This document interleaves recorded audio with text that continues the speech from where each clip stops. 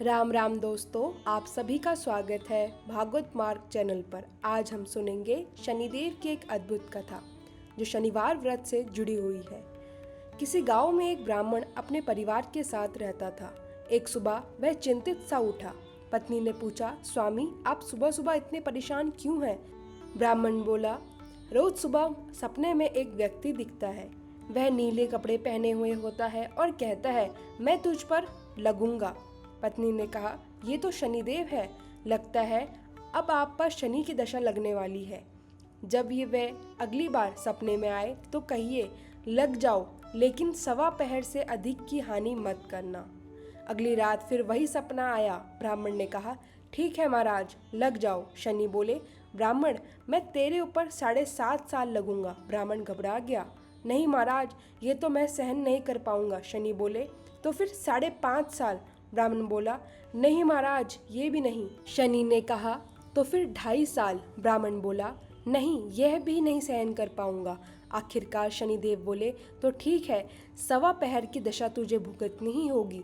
ब्राह्मण ने सहमति दे दी। सुबह उसने पत्नी को सब बताया और बोला, मुझ पर सवा पहर की दशा लगी हुई है, मुझे सोने के 2 टुकड़े दे दो, मैं जंगल जाकर पूजा पाठ करूंगा। तुम घर पर रहना, बच्चों को बाहर मत भेजना, किसी से झगड़ा मत करना। इतना कहकर ब्राह्मण जंगल चला गया और वहाँ पूजा पाठ करने लगा। एक पहर बीत गया। ब्राह्मण ने सोचा, एक पहर तो बीत ही गया, थोड़ी देर और है, यह तो घर लौटते रास्ते में कट जाएगा। वह घर की ओर चल पड़ा, पर शनि की दशा से कौन बच सकता था। रास्ते में एक मेचर मिला। उसने सोचा, बच्चों के लिए फल ले चलूं। उसने माली को पुकारा, पर माली नहीं आया। तो ब्राह्मण ने सोने का एक टुकड़ा वहां रख दिया और 2 मेचर तोड़कर थैली में डाल दिए।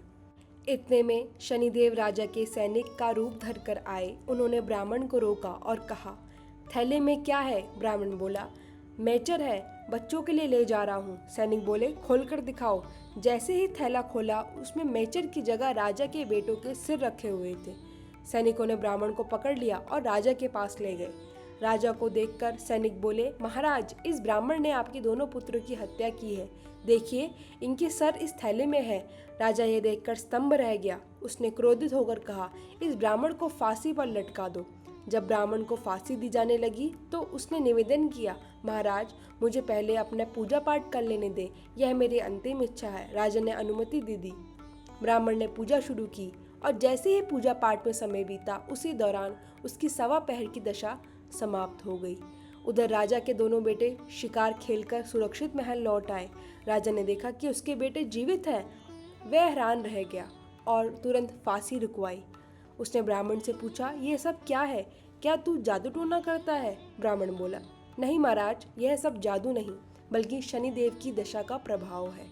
राजा ने पूछा, तो शनि की दशा से बचने का उपाय क्या है? ब्राह्मण बोला, राजा पर शनि की दशा हो तो काले हाथी का दान करना चाहिए, किसी सेठ साहूकार पर हो तो काले घोड़े का दान करना चाहिए, और सामान्य गृहस्थ पर हो तो काले कुत्ते को तेल लगी रोटी खिलानी चाहिए।